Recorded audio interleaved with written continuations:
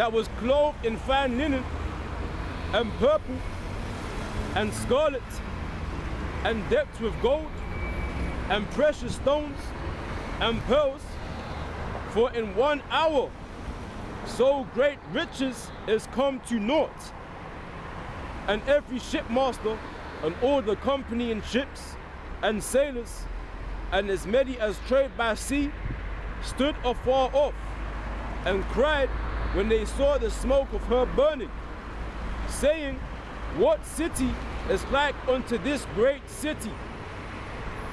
And they cast dust, Salakia, and they cast dust on their heads and cried, weeping and wailing, saying, alas, alas, that great city, wherein were made rich all that had ships in the sea by reason of her costliness, for in 1 hour is she made desolate. So that's called nuclear destruction, man. That's the future for America. Babylon the Great, which is the burden that Isaiah, the son of Amos, did see. He also saw the same vision that John of the island of Patmos did see. King David saw the same vision. Ezra saw the same vision. Jeremiah saw the same vision. Ezekiel saw the same vision.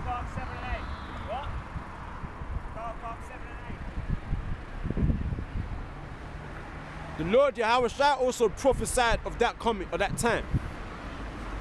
For America will be destroyed in 1 hour. Babylon the Great, the mother of all harlots.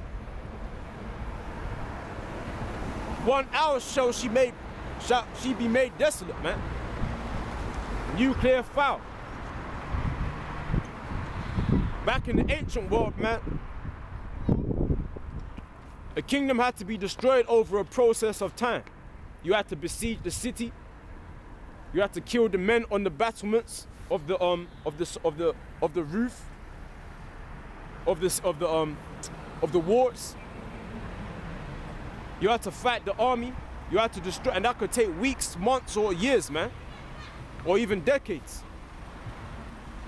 But now the Most High has made it where technology is so advanced that our entire kingdom can be made completely desolate within the course of 1 hour. That missiles can be shot from one end of the earth and completely wipe out a country on the other side of the earth, and all the towns and peoples within it.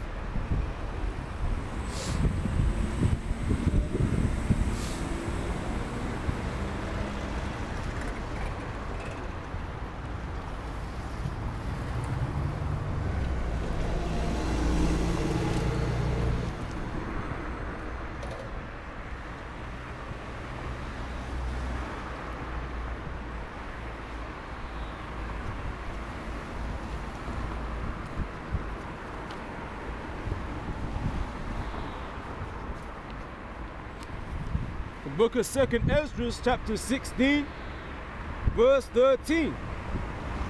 For strong is his right hand that bendeth the bow.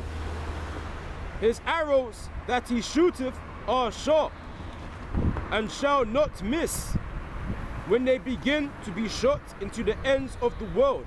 Let me read that again. For strong is his right hand that bendeth the bow. What's the bow?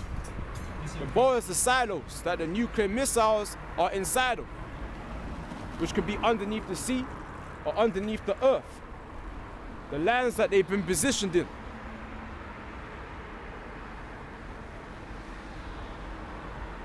So strong is his right hand that bendeth the bow. His arrows that he shooteth are sharp, and shall not miss when they begin to be shot into the ends of the world.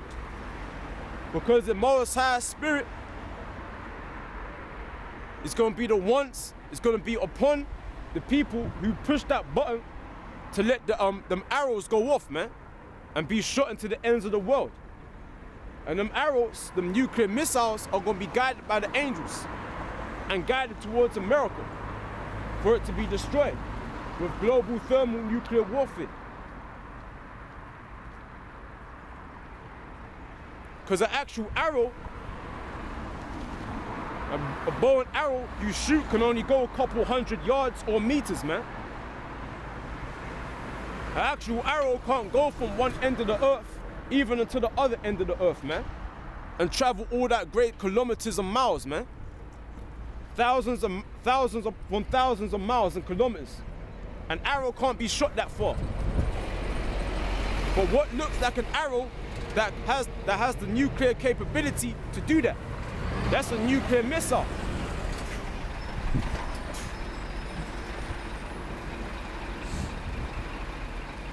When they begin to be shot into the ends of the world, behold, the plagues are sent and shall not return again until they come upon the earth.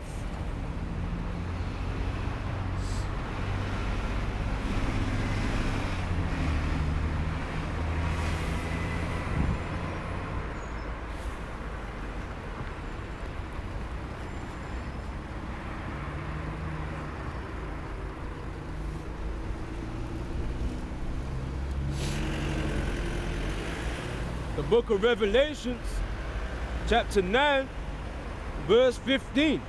And the 4 angels were loosed, which were prepared for an hour, and a day, and a month, and a year, for to slay the third part of men. Alright? Because those angels are going to be the ones that are going to guide the nuclear missiles against America. They're loose for one hour. That one day of the year, that one day of the month, that one day in the year, man. Hopefully it shall happen at the beginning of next year, man. We don't know the time or the day, but we know that time is close. Because the watchmen, which are the men of the Lord, the prophets, the servants of the Most High, are the ones measuring the times. Letting the nation of Israel, mainly the elect, know that these things are shortly going to come to pass, and they shall not be slack. And for us to hasten the day, man. Not look for the finer things in life, man.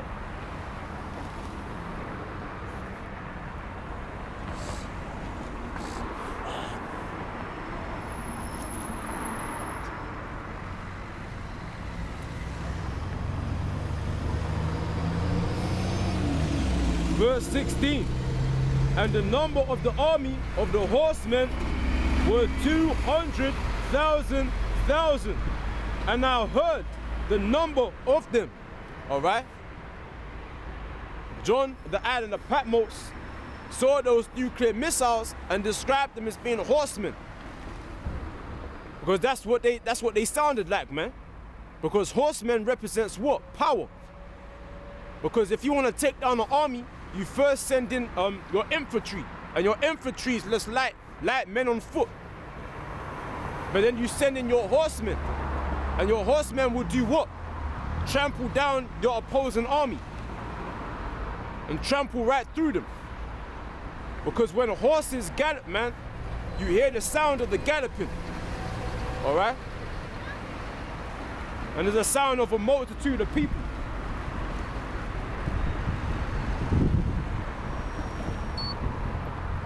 Hello? Where you at? Oh, where you in Lewisham or you in Clapham? Oh, walk, you know what you should do? Like, you outside KFC now? Just walk, just keep on walking all the way down. Just keep on walking, man, on that side of the road. Just keep on walking. Yeah, just keep on walking, man. You're gonna see me. Just keep on walking on that side of the street.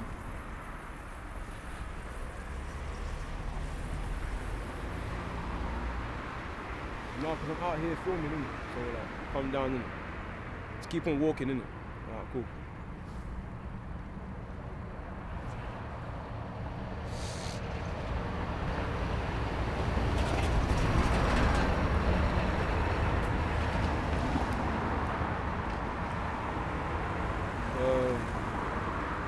So, Larkin, and the number of the army of the horsemen were 200,000.